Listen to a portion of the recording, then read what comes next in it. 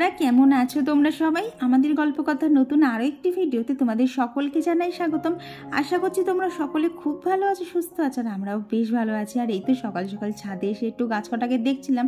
এরই মধ্যে দেখো আজকে প্রথম একটা পায়রার দেখা পেলাম অনেক দিন বাদে।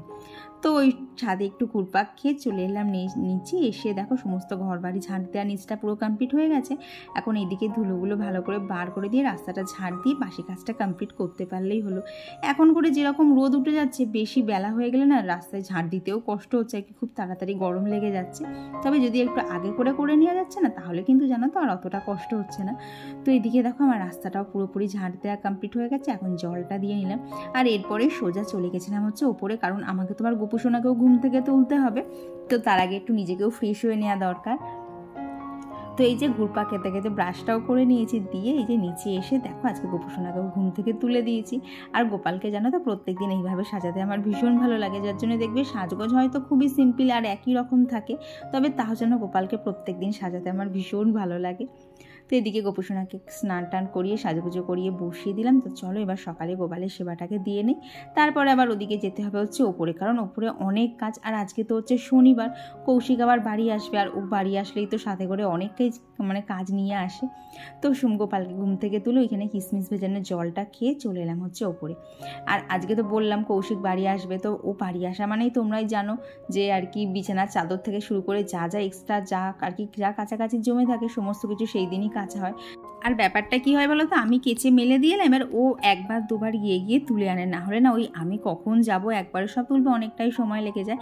তো এদিকে দেখো বালিশের কভারগুলো সমস্তটাই খুলে নিয়েছি, এখন বিছানার চাদরটাকেও তুলে নিচ্ছি। আজকে এই চাদরটা কেচেও দেবো। দিয়ে এখন এই যে আমার এখানে যে তোষকটা পাতা থাকে সেটাকেই এখন খুব ভালোভাবে বলতে পারো ডিপ ক্লিন করে নিচ্ছি এই ভ্যাকুয়াম ক্লিনারটা দিয়ে। তো তোমরা তো জানতে চাইছো এটা কি? এটা হচ্ছে আগারোর বেড ভ্যাকুয়াম ক্লিনার। এটা স্পেশালি তৈরি করা হয়েছে এই যে আমাদের বিছানার ম্যাট্রেস বলো, সোফা, কার্টেন্স, এমনকি পিলো খুব ভালোভাবে পরিষ্কার করে দেবে। এই যে ম্যাট্রেসগুলো, এগুলো তো সবসময় আর কি তুলে ঝাড়া মোছা করা সম্ভব হয় না, কিংবা এগুলোকে কাছাকাছিও করাও যায় না, কিন্তু এগুলোর ওপর দীর্ঘদিন ব্যবহার করতে করতে প্রচণ্ড ধুলো পড়ে, যেগুলো হয়তো আমরা খালি চোখে দেখতে পাই না, কিন্তু প্রচণ্ড ধুলো পড়ে। তো সেই ধুলোগুলোকেই ভালোভাবে ক্লিন করার জন্য এই বেড ভ্যাকুয়াম ক্লিনারটা বলতে পারো একদম আইডিয়াল একটা প্রোডাক্ট। তো দেখো এখানে আর কি যে আমার তোষকটা থাকে সেটাকেও খুব ভালোভাবে পরিষ্কার করে নিয়েছি, প্লাস এখন যে এই বালিশগুলো আছে এগুলোকেও ভালো করে পরিষ্কার করে নিচ্ছি। কি বলতো, এগুলো না যতই রোদে দেওয়া হয় সেই একটা ধুলো কিন্তু থেকেই যায়। তো এটা দিয়ে খুব ভালোভাবে পরিষ্কার করে নিয়েছি। আর আমি তো তোমাদেরকে জানাও শেষে দেখাচ্ছি এর থেকে যে এতটা ধুলো বেরোবে আমি তো আইডিয়াই করতে পারিনি। আর জানো তো এর বেস্ট পার্ট হচ্ছে এইটা যেহেতু 400 ওয়াটের, তাই কিন্তু গরম হয়ে যায় তাড়াতাড়ি। আর যাতে অতিরিক্ত গরম না হয় সেই জন্য না একটা নির্দিষ্ট টেম্পারেচার গেলে এটা না অটোমেটিক অফ হয়ে যায়, তারপরে আবার খানিকক্ষণ ঠান্ডা হয়ে যাওয়ার পর কিন্তু আবার এটাকে চালিয়ে নেওয়া যাবে। তো দেখো এখানে দুটো বাটন আছে, একটা আছে পাওয়ার বাটন, একটা আছে অ্যারো বাটন আছে, আর এইদিকে আছে ভাইব্রেশন বাটন। আর এই যে দুদিকে যে ফাঁকা অংশটা দেখছি এখানটা হচ্ছে এয়ার ইনলেটের ব্যবস্থা আছে। আর এই দেখো পেছন দিকে আছে কিন্তু অনেকগুলো পার্ট, সেটা হচ্ছে এখানে দেখো 3 মাথায় 3টে চাকা আছে, যাতে বেডের ওপর খুব ইজিলি এটাকে মুভ করা যায়।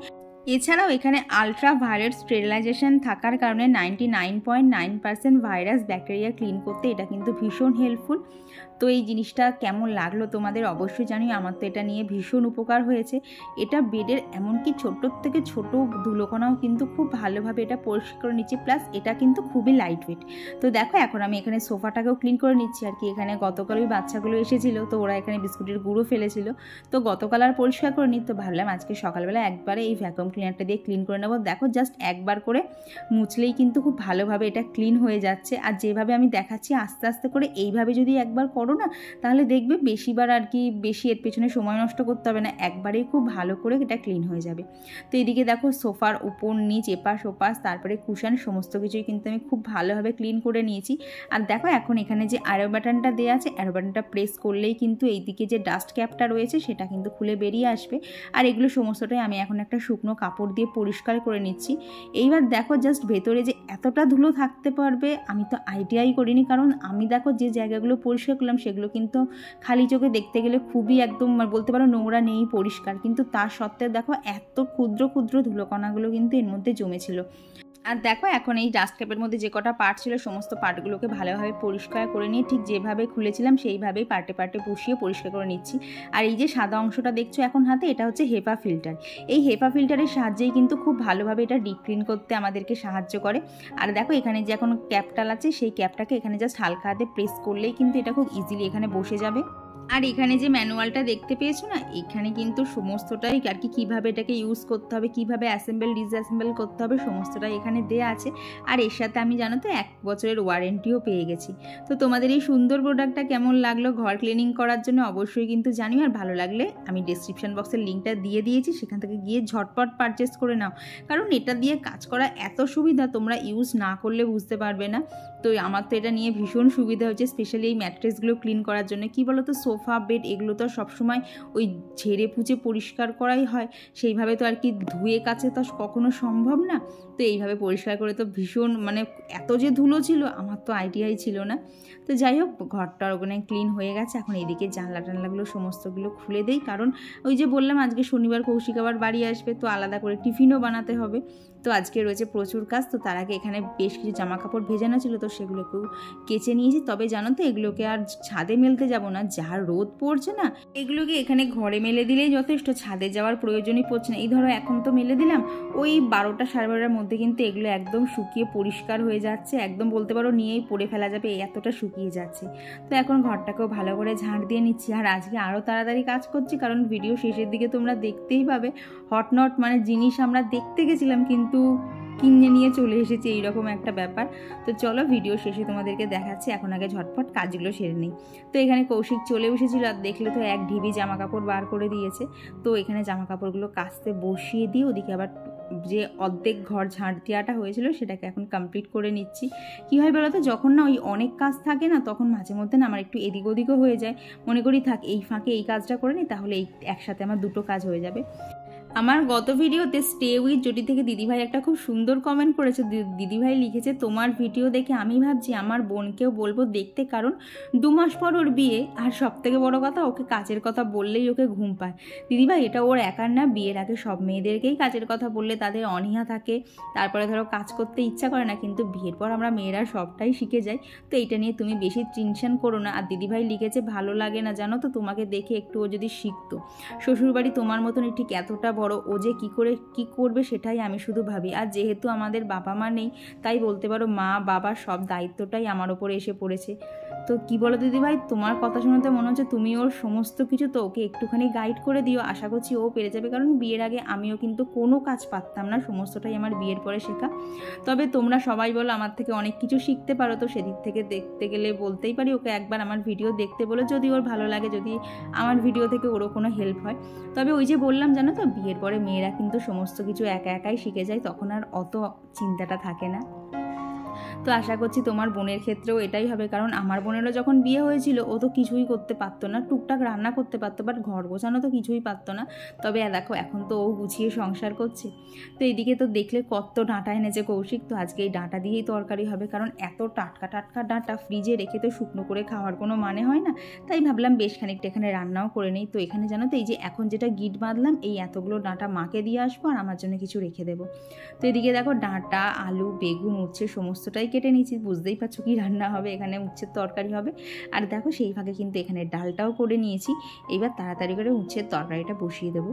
আর দেখতেই তো পাচ্ছ আজকে উচ্ছের তরকারিটা ডাঁটার পরিমাণ অনেকটাই বেশি, যেহেতু তাজা ডাঁটা জানো তো খেতে এত সুন্দর লাগছিল। তো এখানে উচ্ছের তরকারি আর কি তোমাদের রেসিপিতে শেয়ার করবো, তোমরা তো দেখতেই পাচ্ছ। তো চলো এই ফাঁকে বেশ কিছু কমেন্ট শেয়ার করে নিই। তো আমার গত দিনের ভিডিওতে কমেন্ট করেছিল রুমা ব্লগস থেকে দিদিভাই, তো দিদিভাই লিখেছে, অপরূপ লেগেছে মায়ের মূর্তিটা, সত্যিই খুব ভালো লাগলো তোমার এই ভিডিওটা, থ্যাংক ইউ দিদি। আর কমেন্ট করেছিল জয়শ্রী বিশ্বাস দিদিভাই, রেখা মুখার্জি দিদিভাই, আর গুড লাইফস্টাইল থেকে দিদিভাই লিখেছে, প্রথম লাইক দিয়ে শুরু করলাম, থ্যাংক ইউ। আর কমেন্ট করেছিল লোপামুদ্রা দি, তো দিদিভাই লিখেছে নাইস ব্লগ, অনেকদিন পর দেখলাম, খুব ভালো লাগলো, এবার নিয়মিত দেখার চেষ্টা করব, মায়ের মূর্তিটাও খুব সুন্দর হয়েছে। হ্যাঁ গো দিদিভাই, এত সুন্দর দেখতে না, তোমরা তো ভিডিওতে দেখেছো, সামনে থেকে দেখলে তো চোখই সরানো যাচ্ছে না। আর কমেন্ট করেছিল মৌ লাইফস্টাইল থেকে। আর শ্রীজীবন সরকার আইডি থেকে অনুপা কমেন্ট করেছে, খুব সুন্দর লাগলো, কালকে তোমার ভিডিও দেখতে বা কমেন্ট করতে পারিনি, আজকে করলাম। ঠিক আছে গো, মাঝে মধ্যে একাদিন এরকম হয়েই যায়, তবে তাও যে তুমি মনে করে কমেন্ট করেছো এটাইতেই আমি ভীষণ খুশি হয়েছি। আর কমেন্ট করেছিল পুষ্পা জয়াশ্রী ব্লগ, তো ওদিকে রান্নাবান্না তো অনেকটাই এগিয়ে গেছে। এখানে পনিরটা ম্যারিনেট করে নিয়েছি, আর এই দেখো এখানে পোস্ত নিয়েছি, আদা, কাঁচা লঙ্কা, টমেটো। তো এই মশলাটা দিয়ে আজকে করব পনিরের তরকারি, যেটা হচ্ছে গতদিন মার ওখানে করেছিলাম। তো গতদিন তো তোমাদের সাথে আর রেসিপি শেয়ার করতে পারিনি, তাই ভাবলাম আজকে করে নিই। জানো তো খেতে দারুণ হয়েছিল।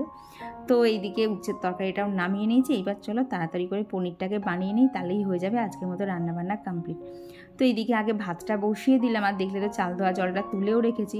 তবে এরই মধ্যে কৌশিক বললো ওকে একটু ভেন্ডি ভাজা করে দিতে। আসলে না ভেন্ডিটা খেতেও খুব পছন্দ করে, তো আর সবসময় যেহেতু বাড়ি থাকে না, ওর তো সেইভাবে খাওয়াও হয় না, তাই বললো তুমি যত যাই রান্না করে একটু ভেন্ডি আমায় ভেজে দিও। তো দেখলাম কতই বা সময় লাগবে, ওকে একটুখানি করে দিই। তো এদিকে ভেন্ডি ভাজা হয়ে গেলে দেখো আমি পনিরগুলোকে ভেজে তুলে নিয়েছি, যেগুলো লঙ্কার গুঁড়ো আর হলুদ মাখিয়ে নুন মাখিয়ে রেখেছিলাম।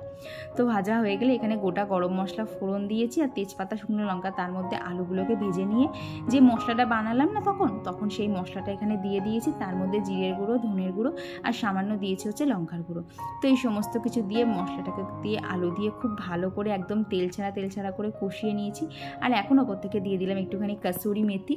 তো সমস্ত কিছু দিয়ে মশলাটা খুব ভালোভাবে কষানো হয়ে গেলে পরিমাণ মতো জল দিয়ে দিলাম। তবে এটা জানো তো বেশি জল দিও না, একটুখানি গ্রেভি আর কি থকথকে হলে খেতে বেশি ভালো লাগে।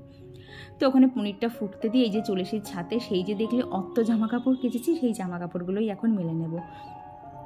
তো আমার গত ভিডিওতে ঘরকন্যা সুস্মিতা থেকে দিদিভাই বলেছে তুমি দেখতে একদম কাকিমার মতো হয়েছে, বোনকে দেখলে মনে হয় না। বোন কি কাকুর মতো দেখতে? না গো, বোন হচ্ছে একদমই ওর মতো দেখতে, মানে ওর বলতে পারো ওকে দেখতে, ওর চাল চলন আমাদের তিনজনের সাথে কিছুই মেলে না, ও একদম ওর মতো ইউনিক। আর দিদিভাই লিখেছে হালকা পাতলা কম্বল বা কাঁথা গায়ে দাও, এই মোটা কম্বল গায়ে দেওয়া শীত চলে গেছে। কি বলো তো দিদি, ওটাকে না দেখতে ওই রকম মোটা, ওটা কিন্তু গায়ে দিলে সেরকম একটা আর কি ঠান্ডা মানে গরম লাগছে না। তো এখন অবধি না ওইটা দিয়েই চলে যাচ্ছে। তো আমি না একটু তো তোমাদেরকে বলেছি শীত কাতরে আছে, ওই ভোরবেলা না কম্বলটা গায়ে দিয়ে শুতে এত আরাম লাগছে না বলতে পারো, সেই লোভে না এখনও তুলতে পারছি না। তবে প্লিজ আমাকে পাগল ভেবো না, যেই গরমের মধ্যেও কম্বল গায়ে দিয়ে আছি। তো এইদিকে দেখো আমার পনিরের তরকারিটাও কিন্তু হয়ে গেছে, প্লাস এদিকে আমার সমস্ত রান্নাবান্না কমপ্লিট। তো এখানে রান্না হয়েছে ডাল, শাক ভাজা, ভেন্ডি ভাজা, তার সাথে রয়েছে সেই যে দেখলে ডাঁটা, আলু, বেগুন, উচ্ছে দিয়ে একটা তরকারি, আর রয়েছে আজকে স্পেশাল, এটা কি বলবো, বলতে পারো শাহী পনির টাইপসেরই করেছি। তবে শাহী পনিরে না কাজু বাদামটা যায়, তবে আজকে আমি কাজু বাদামটা দেইনি, শুধু পোস্ত দিয়েই করেছি। আমার গত ভিডিওতে গুড লাইফস্টাইল থেকে দিদিভাই বলেছে তোমার আগের ভিডিওগুলো দেখছিলাম, ট্রেন জার্নি করে যে ভিডিওটা করেছো সেটাই দেখছি। থ্যাংক ইউ দিদিভাই যে তুমি আমার আগের ভিডিও দেখছো। তো তোমাদের সকলকে রিকোয়েস্ট করবো তোমরা প্লিজ একটু আমার আগের ভিডিও দেখো, যে তখন আমি আর কি বিয়ের পর আমি কীরকম কী কাজ করতাম। আসলে তখন তো তোমাদের সবার সাথে পরিচয় হয়নি, তাই সেই ভিডিওগুলোতে তোমরা অনেকেই দেখোনি। তো আগের কিছু স্পেশাল ভিডিও আছে, সেগুলো তোমাদেরকে রিকোয়েস্ট করার থাকলে যে তোমরা একদিন কিন্তু মাঝে মধ্যে একটুখানি দেখো, আর তখনই তোমরা বুঝতে পারবে আমার আগের ভিডিও কোয়ালিটি কেমন ছিল আর নিজেকে ঠিক কতটা ইমপ্রুভ করেছি। তাই তোমরা যারা হটনট চ্যানেল বন্ধ করছো আর খুলছো নতুন চ্যানেল, যে চ্যানেলে ভিউজ আসছে না তো তোমাদেরকে বলবো তোমরা একটুখানি ধৈর্য ধরো। তোমরা আমার আগের ভিডিও আর পরের ভিডিও কম্পেয়ার করলেই দেখতে পাবে ভিডিওর মধ্যে কিন্তু এখন আকাশ পাতাল ফারাক হয়ে গেছে। তো এইদিকে দেখো কথা বলতে কিন্তু আমার ঘরটাও ক্লিন করা হয়ে গেছে। আর ঈশিতা মিত্র দিদিভাই লিখেছিল যে জোভিসের হেয়ার টনিকটা কি ছেলেরা ইউজ করতে পারবে? হ্যাঁ গো, সবাই ওটা ইউজ করতে পারবে। আর ওটা দিয়ে যে চুল পড়া কতটা কমে যায় তুমি একবার ইউজ করো, তাহলেই বুঝতে পারবে। আজ গণেশ শ্যামলী আইতে থেকে দিদিভাই লিখেছে তোমাদের ওখানে কি ওটা বাসন্তী পুজো হচ্ছে? না গো দিদিভাই, ওটা বাসন্তী পুজো না, কারণ বাসন্তী পুজো হবে হচ্ছে চৈত্র মাসে, আর এখন তো ফাল্গুন মাস চলছে, ওটা হচ্ছে মহিষমর্দিনী পুজো। আর জানো তো ওই ঠাকুরটা হচ্ছে ওখানকার যে প্রথম পুরোহিত ছিল তার হচ্ছে স্বপ্নে পাওয়া ঠাকুর। তো মা তো খুব জাগ্রত, তাই জন্যই বলতে পারো মানে একদম একা আর কি ওইখানে না ওই পুজোটা ওই মন্দিরেই শুধুমাত্র হয়। তো এরকম একা পুজো হলে ওখানে কিন্তু প্রচুর মানুষের সমাগম হয়। তো এইদিকে দেখো আমার কিন্তু পুজো দেওয়াও কমপ্লিট হয়ে গেছে। এইবার তাড়াতাড়ি খাওয়া দাওয়া করে রেডি হয়ে নিতে হবে। তো এই যে রেডি হয়েছে দেখো, আজকে দুজনে ইয়েলো পরেছে, তবে আমারটা একটু লাইট কালার, ওরটা একটু ডার্ক। তো বাজে হচ্ছে 5টা, আর এখন এত আনন্দের কারণ মানে শুয়েছিলাম, টিভি দেখছিলাম, হট করেই ঠিক হলো যে জিনিসটা যতক্ষণ আনতে হবে, তাহলে চলো আর বেশি দেরি করে লাভ নেই, দোকান অবধি গিয়ে পৌঁছোই, নাহলে বাড়ি অবধি তো একা চলে আসবে না। তো এখন আমরা বেরোচ্ছি, নিচে না বাপিও রেডি হয়ে আছে। তো এখন বেরোচ্ছি, বলতে পারো অনেক দিনের দেখা স্বপ্ন পূরণ হবে। লাস্ট 1.5 বছর ধরে স্বপ্ন দেখছি, এই জন্যই বলে যে স্বপ্ন শুধু দেখলে হবে না, স্বপ্ন পূরণের জন্য অনেকটা পরিশ্রম করতে হবে। আর আজকে যে জিনিসটা কিনছি এটা বলতে পারো আমার অ্যাচিভমেন্ট টোটালটা, মানে 1.5 বছরের পরিশ্রমের অ্যাচিভমেন্ট হচ্ছে আজকে আমি আমার স্বপ্নটা পূরণ করতে পারছি। বহুত দিনের ইচ্ছা ছিল। তো চলো যাই এখন দোকানে, কি কিনতে যাচ্ছি সেটা তোমাদেরকে সাথে শেয়ার করি। আর তোমরা যারা যারা গেস করতে পারছো ঝটপট কমেন্ট বক্সে লিখে ফেলো তোমাকে কি কিনতে যাচ্ছি। আর এরপর এই যে আমরা বেরিয়ে পড়লাম, তবে বাপি অনেকটা আগে এগিয়ে গেছে, আমি কৌশিকের জন্য দাঁড়িয়েছিলাম আর কেউ তো গেটে তালা দিচ্ছিল। তারপর আমরা হাঁটি হাঁটি করে চলে এলাম হচ্ছে গ্রেট ইস্টার্নে, কারণ এটা আমাদের বাড়ির খুবই কাছে। আর এসে এখানে আমাদের জিনিসপত্র দেখা শুরু হয়ে গেছে। তো কি কিনতে এসেছি তোমরা বুঝতেই পারছো, এটা বহু আগের থেকে আমার স্বপ্ন ছিল। আমি অনেক ভিডিওতে তোমাদের সাথে শেয়ার করেছি যে একটা আমার এসি নেওয়ার ইচ্ছা আছে। তো ফাইনালি সেই দিনটা যেন আজকে হট করেই চলে এসেছে, কারণ আমরা আজকে দেখতে এসেছিলাম, কিন্তু দেখতে এসে যে কিনে নিয়ে চলে যাব সেটাই একদমই বুঝতে পারিনি। তো ভেবেছিলাম আরও 2-3টে দোকান দেখবো, কিন্তু কৌশিক বললো যে সব দোকান তো মোটামুটি একই হবে, তো নিতে যতক্ষণ হবে তাহলে নিয়ে নেওয়াই ভালো। আর আমাকে দেখে কে, আমার তো আজকে এত আনন্দ হচ্ছিল না, সেই বলতে পারো হাতে চাঁদ পাওয়ার মতো আনন্দ হচ্ছিল। কাজ যদি তোমাদের সকলকে সামনে পেতাম তাহলে তোমাদের সাথে খুশিটা আরও বেশি ভালোভাবে শেয়ার করতে পারতাম। তো এদিকে আমাদের নেওয়া কমপ্লিট। তো বাপি এখানে বসেছিল আর কৌশিক গেছিলো বিল্ডিংয়ের ওখানে। তো আমি দেখলাম ওখানে দাঁড়িয়ে আর কি করব, তো আমি এখানে একটু না মাইক্রোওভেন দেখছিলাম। তো দেখলাম মোটামুটি ভালোই দাম আছে, এই মুহূর্তে কেনা সম্ভব না, তবে হুট করে কোনো একদিন এটাও নিয়ে নিতে পারবো। তো দেখো এখানে ডিজাইনগুলো কিন্তু খুব সুন্দর সুন্দর ছিল, প্রত্যেকটা প্রোডাক্টই ওদের এখানে খুব ভালো। তবে এখানে গোদরেজ ছাড়াও না আরও অন্যান্য কোম্পানি ছিল, তবে সেগুলো না এখন আমার আর মনে পড়ছে না। তো কিনে টিনে নিয়ে এখনও মানে জিনিসটা বাড়ি আসেনি, তবে আমরা বাড়ি চলে এসেছিলাম। আর এসে এই যে অভি চলে এসছে, তো ওকে একটুখানি জিলিপি দিচ্ছিলাম আর কি, গতকাল বেলার থেকে আনা হয়েছিল। তারপর এখানে তাড়াতাড়ি করে আমি সন্ধে দিয়ে নিচ্ছিলাম, কারণ একটু বাদেই জিনিসটা ঢুকবে। আর জানো তো পুজো দেওয়া কমপ্লিট করতে না করতেই কিন্তু ফাইনালি জিনিসটা আমাদের বাড়িতে চলে এলো। এই মুহূর্তটা যে আমার কাছে কতটা আনন্দের ছিল যে ফাইনালি দোকান থেকে আমার বাড়ি অবধি এসে পৌঁছেছে। তো যেহেতু এটা ওপরের ঘরে লাগানো হবে না, তো সেই জন্য আর নিচে রাখা হলো না, একবারে এটাকে ওপরে যেখানটা ওয়াশিং মেশিন থাকে তো সেইখানটাতেই তুলে দেওয়ার কথা বলা হলো। তো এই মুহূর্তটা বলতে পারো মানে আমার কাছে পুরো স্বপ্নের মতো লাগছিল যে ফাইনালি আমারও ঘরে এসিটা হচ্ছে। জানো তো গরমে কত বছর যা কষ্ট পেয়েছিলাম না, কত রাত যে আমি ঘুমাইনি গরমের চোটে কি বলবো। তবে এইবার সেই কষ্টটা একটুও হবে না, এটা ভেবেই ভীষণ আনন্দ লাগছে। তবে সবটাই বলবো সম্ভব হয়েছে একমাত্র তোমাদের সাপোর্ট আর ভালোবাসায়। তো তোমরা আমার প্রত্যেকটা স্বপ্ন পূরণের পাশে কিন্তু এইভাবেই রেখো, আমার প্রত্যেকটা মুহূর্তে কিন্তু আমার তোমাদেরকে চাই, না হলে এই খুশিগুলো আমি কাদের সাথে শেয়ার করব বলো। তোমরা আমাদের সাথে আমাকে জাস্ট ভিডিওতেই দেখেছো, কোনোদিন সামনাসামনিও দেখোনি, তা সত্ত্বেও তোমরা এত ভালোবাসা দিয়েছো, তার জন্য তো আমি ভীষণ খুশি। তো ওইদিকে কাজ করে গেছিলাম হচ্ছে রিহার্সালে, আর রিহার্সাল থেকে সোজা চলে এসেছি হচ্ছে মার কাছে, কারণ এসি কেনার আনন্দে বাড়িতে নিয়ে এসেছিলাম মিষ্টি। আর এখানে মাকে বানিয়ে দিচ্ছিলাম হচ্ছে একটুখানি চাটনি আর কি, যেটা আমি ওই খেজুর আমসত্ত্ব তারপরে তেঁতুল দিয়ে বানাই, তো সেটাই মাকে ওখানে বানিয়ে দিলাম। তারপর এখানে 4 জনা মিলে বেশ খানিকক্ষণ গল্প করে তারপর চলে এসেছিলাম হচ্ছে দেখা হচ্ছে। তো বাজে হচ্ছে রাত 11:30। আজকের মতো দিনটা এখন এখানেই শেষ, আর কোনো কাজ নেই, খাওয়া দাওয়া সমস্ত কিছুই হয়ে গেছে। তো মাঝখানে সন্ধ্যেবেলা সন্ধে দিয়ে ওই যে যেখানে রিহার্সালে যাওয়া, তো সেখানেই গেছিলাম। তবে ইচ্ছা ছিল, মানে তোমাদেরকে বলেছিলাম না যে আমার একটা নাচের পারফরমেন্স থাকবে, কিন্তু সেটা আনফর্চুনেটলি হবে না, কারণ মানে ওই যে গীতি আলক্ষীটা ছিল ওখানে 4টে না 5টা নাচ আছে, এবার সেখানে কেউ করার মতো নেই। তো বলছে, তো তখন আমাকে বললো যে আমি যদি এখন নাচটা করতে যাই তো আমাকে তার সাথে আরও 3টে নাচ করতে হবে। তো যে মানুষটা নাচতে জানে না তাকে দিয়ে বলো তো কখানা নাচ তোলানো যায়, আর হাতে এখন আর অত সময়ও নেই। তো সেই জন্য নাচটা এই বছরের জন্য আমার বাদ গেল, আসছে বছর আবার হবে। তো এখন শুয়ে পড়বো। আজকে হচ্ছে শনিবার, কালকে তোমাদের সাথে কোনো ভিডিও শেয়ারও করতে পারবো না, প্লাস কালকে কোনো শ্যুটও সেরকম আমি কিচ্ছু করবো না। তার কারণ কালকে সকালবেলায় যে দেয়ালটা ভর্তি হতে আসবে, দেয়ালটা এতদিন এইভাবে ছিল, তো দেয়ালটা কালকে ভর্তি হতে আসবে, মানে বাড়িতে তো চলে এসে দেখলে, তো কালকে ওটা লাগাতে আসবে। প্লাস কালকে আমাদের এক জায়গায় নেমন্তন্ন আছে, সেখানেও যেতে হবে। তো এইসবের চক্করে না যদি ভিডিও করতে যাই প্রচণ্ড প্রবলেম হয়ে যাবে, তো দেখলাম একদিন বাদ থাক। তবে কালকে যদি কিছু স্পেশাল ক্লিপ থাকে তাহলে সেগুলো অবশ্যই নিয়ে রাখবো, সেগুলো তোমাদের সাথে ভিডিওর মধ্যে দিয়েই শেয়ার করে দেবো। তো চলো আজকের ভিডিওটা এখানেই আসি। ভিডিওটা তোমাদের কেমন লাগলো অবশ্যই জানিও, আর অবশ্যই আমাদের ঘরের নতুন জিনিসটা কেমন হয়েছে অবশ্যই জানিও। বহু বছর অপেক্ষার পর ফাইনালি আমার হয়েছে, ভীষণ আনন্দ লাগছে। তো চলো আজকের জন্য টাটা।